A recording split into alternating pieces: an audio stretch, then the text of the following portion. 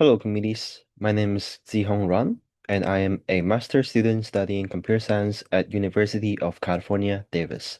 Today, I'm going to present my master's project, ResCanvas. ResCanvas is a collaborative web-based drawing platform built around the idea that a shared canvas should not only support real-time drawing, but also preserve users' contributions in transparent and recoverable way. In this presentation, I'll first explain the problem we're trying to solve, then introduce the REST canvas idea, then walk through the system architecture and data flow. The project is pursued under the guidance of Professor Mohammed Sadohi. Oh, thanks. And before talking about the technical system, I want to start with the motivation. Collaborative drawing is interesting because it's very simple from user's perspective. Users just draw, erase, add shapes, and contributes to a shared visual space. But if we think beyond private team tool, a shared canvas can become something more public. It can become a community space where many people contribute over time. This is where the system design became important.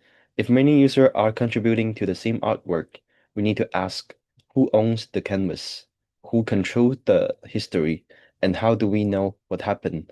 This is the motivation behind ResCanvas.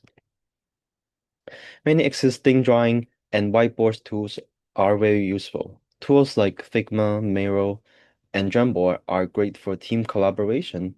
However, most of them are centralized. The data is stored on server controlled by platform provider.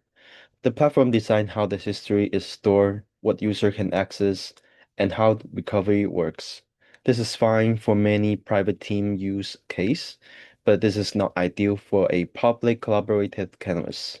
If the goal is community-owned artwork, then user should be able to trust the history of the canvas, not just the platform provider. So the problem is not that the current tools are bad. The problem is that their architecture is not designed around public ownership, transparency, and verifiable contribution history. For normal productivity tools, real-time editing might be enough. But for the public shared canvas, the requirements are different. We need traceability because people might want to know how the artwork evolved. We need fairness because each contribution can be treated as part of a shared history. We also need recoverability because the canvas should not disappear just because one cache or the backend server fail. We also need transparency if the platform say drawing exists or was removed, there must be some way to reason about on the history. So ResCanvas is motivated by different questions. How would a collaborative drawing tools look like if trust, traceability, and shared ownership were part of the system design? ResCanvas is our answer to that problem. From the user's point of view, it looks like a normal drawing application. User enter the app, use the canvas select tool, draw strokes, and collaborate with others. But internally, ResCanvas does something different. It treats drawing actions as a structured operations. A stroke is not only a visual mark on the screen, it's also data that can be sent to the backend, store, synchronize, and later replayed. So canvas so the canvas is not just a final image. The canvas is a result of a sequence of actions. This is important because if we preserve the actions, we can recover the canvas, audit the change, and keep a long-term history of community contribution. The core design idea is that the canvas state can be represented by a sequence of drawing operations.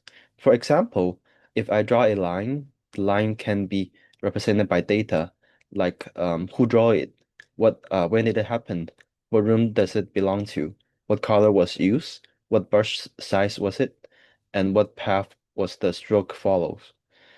And the same idea can apply to the shapes, erase operation, cut and paste, and undo or redo.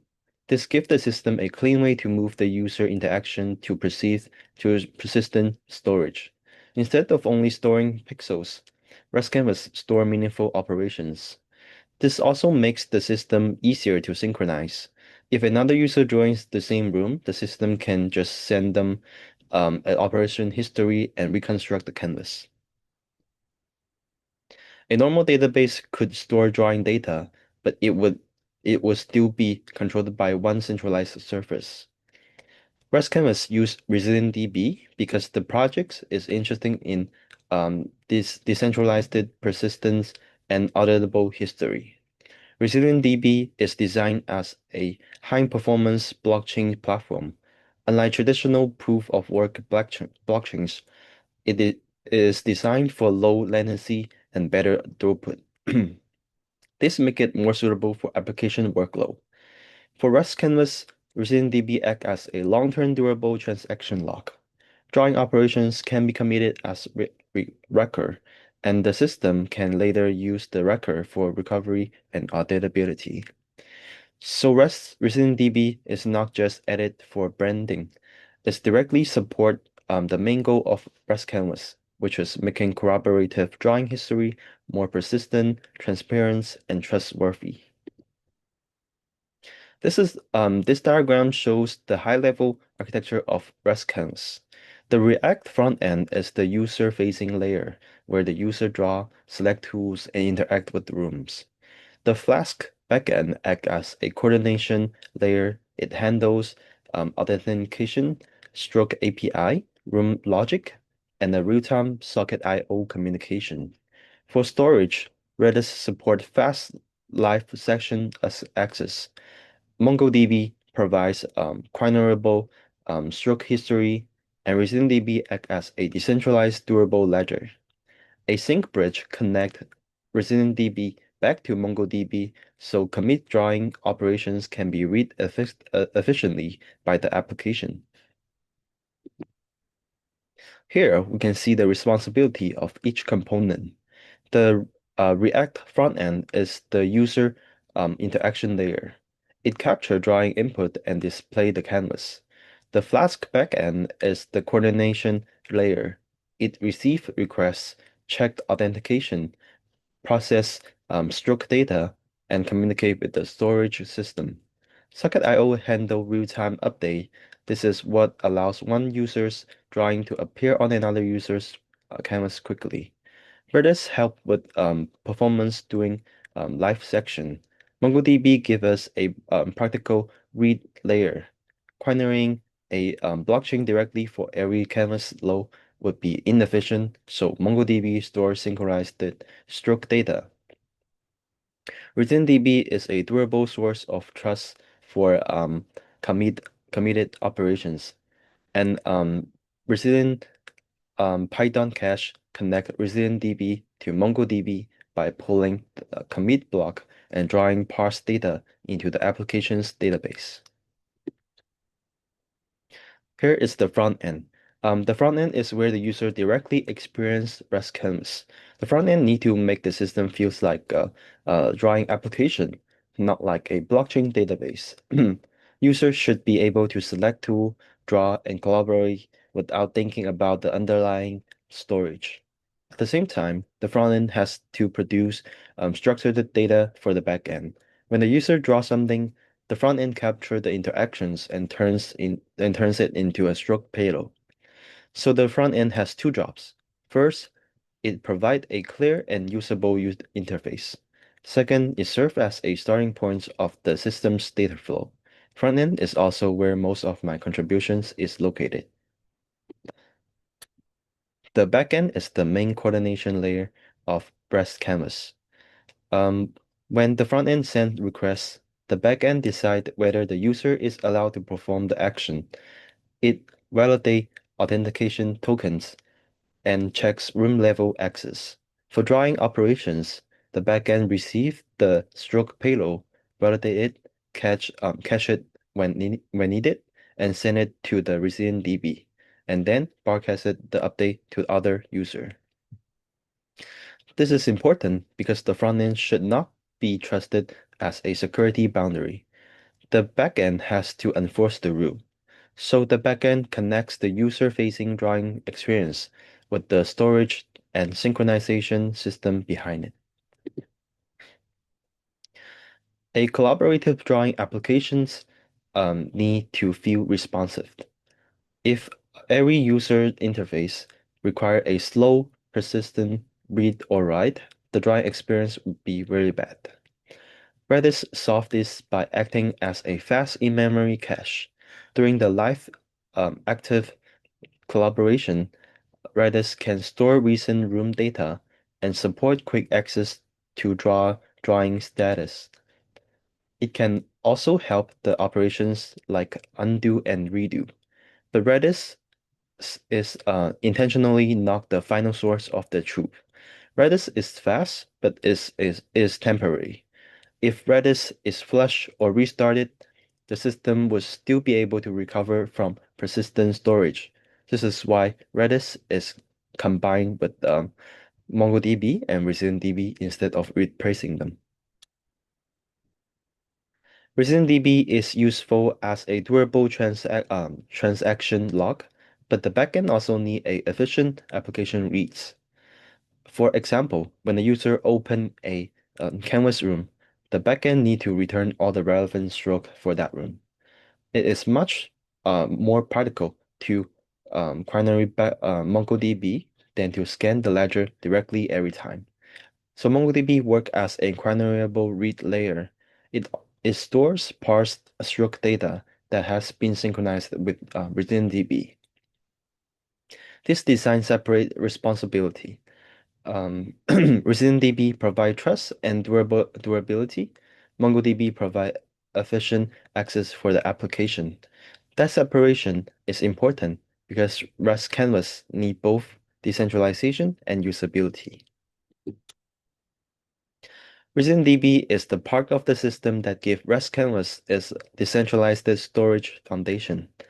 When drawing operations are committed to the ResilientDB, they become part of the durable operation history.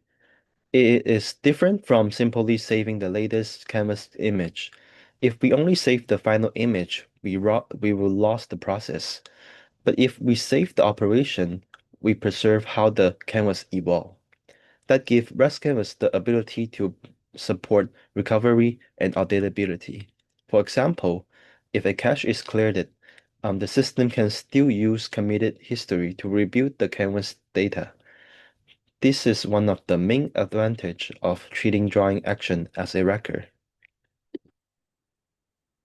This figure show how committed ResilientDB data becomes readable by the application. On the left, ResilientDB stored committed drawing transactions as block. Once a new block is committed, Resilient Python cache receive a WebSocket notification, fetch and parse the transaction data, and extract the drawing stroke information. Then sync the parsed stroke into MongoDB. On the application side, the Flask backend can query MongoDB through the room stroke API. And the React frontend use the return stroke data to render the canvas. So the bridge connects the decentralized ledger with the practical read path used by the web application. This slide shows the write path of ResCanvas. A user draw on the React canvas, and the front end sends the stroke data to the Flask backend. The backend validates the request, checks room's access, process the stroke. Then the stroke follows two paths. If it is cached into Redis for fast live collaboration, and it is committed into ResilientDB as a durable transaction. After that, the Socket.io broadcasts the update to other users in the same room so that their front end can render the new stroke. This shows how ResCanvas support both real-time collaborations and persistent decentralized storage. And this figure explains how ResCanvas load the canvas data. When the front end requests stroke from a room, the Flask backend check the Redis first. If the Redis has the data, the backend return the stroke immediately through the fast cache hit path. If Redis miss, the backend query MongoDB retrieve the stored stroke history, repopulate Redis, and then return the data to the front end. This design keeps a common read path fast while still allowing the system to recover from MongoDB when the cache is cold. This figure explains how committed ResilientDB data becomes available for the application read. After a new block is committed, ResilientDB sends a WebSocket update. Resilient Python cache listen for the update, fetch the block, parse the transaction JSON, extract the stroke data, and insert the parsed stroke record into MongoDB. This process runs continuously in the background, so MongoDB stays synchronized with the committed ResilientDB history, and the Flask backend can serve Canvas read more efficiently. Besides drawing data, ResCanvas also need users' identity and room access. The user entered through the login or the registration interface. The backend handle the password hashing and the user storage. After login, the backend returns JWT tokens that the front end use for protected requests. This matters because drawing operations should be connected to authenticated user and the room. The backend validate the tokens for API requests and socket I/O connections. This prevents user from bypassing access control by directly sending requests. The room-based collaboration also allows ResCanvas to support different shared workspace. User can create or join rooms, and each room can maintain its own Canvas data and collaboration content. From the user's perspective, real-time collaboration is one of the most visible features. When one user draws, the other users in the same room should see the update quickly. Socket IO support this by allowing the backend to broadcast the stroke event to connected clients. This is important because collaborative drawing tools need to have immediate feedbacks. Users should not need to refresh the page to see others' contribution. At the same time, the real-time updates are connected to the storage architecture. The stroke is not only broadcasted temporarily, it's also handled by the backend and stored to the system. So the socket I/O provide a live collaboration experience, while the backend storage layer provide persistence and recovery. One of the biggest benefits of this architecture is recovery and auditability. Since ResCanvas store drawing operations, the system can reconstruct the canvas from history. This is useful if the Redis is clear or if the system need to reload a room instead of depending on only temporary cache state. The canvas can rebuild from the stored operations. It also makes canvas history more transparent. Each operation can be understood as part of the evaluation of the shared outward. This is different from a system that only stores the current canvas state. ResCanvas preserves the process and not the result. Now we can connect the architecture back to the original problem.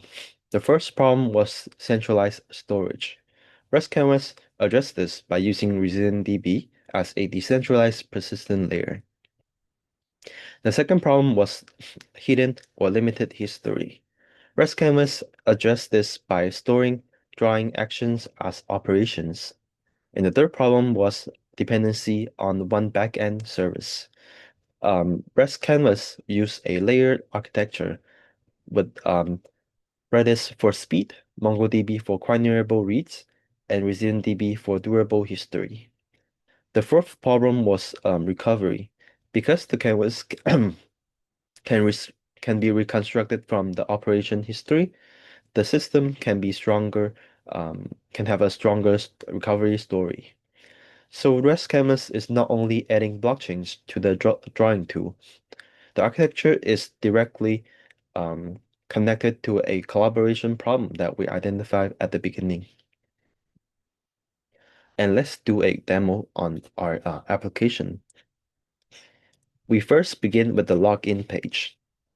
Um, the user will be asked to enter their login credential, but if they don't have one, they can always create one over here.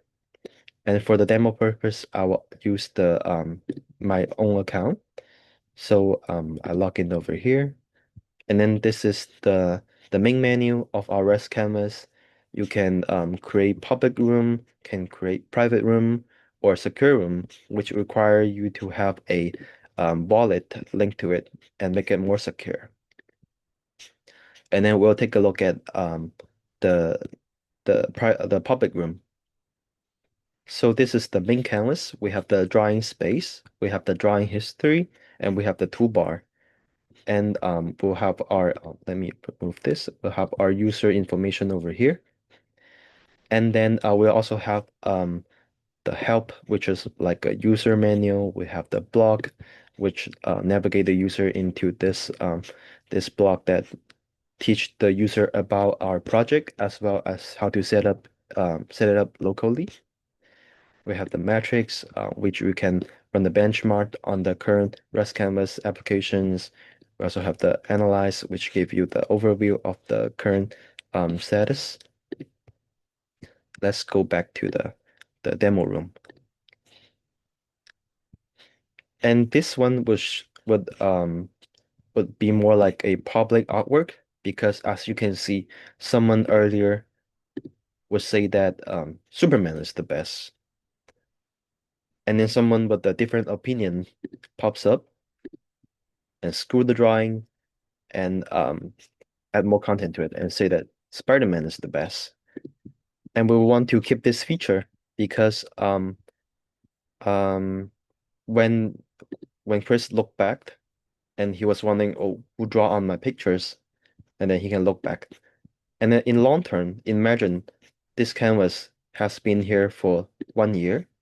There will be so many content, and then the user can see from the beginning how this community slowly build up. Like this is the beginning, this is the end, and then we also have different tools to allow users to open their imagination.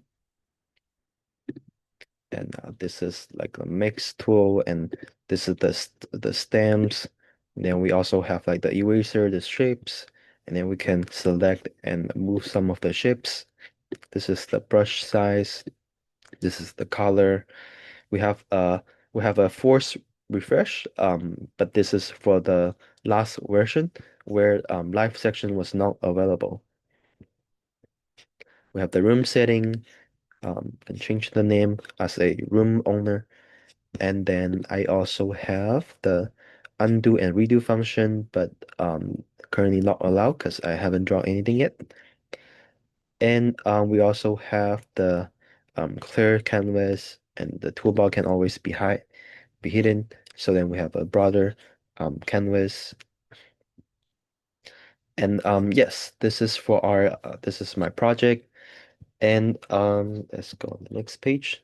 And my main to finish, I want to briefly summarize my own contribution. My main work was on the front end and the user-facing layer for the REST canvas. I designed and built the main workspace structure, including the canvas area, the toolbar, the user panel, and the entry flow, like the login. I also worked on the login. Oh yes, I work on the login interface and the drawing interaction experience, making the system feel more like a familiar web-based drawing tool. This contribution complements the backend architecture. The backend provides decentralized persistence, synchronizations, and recovery.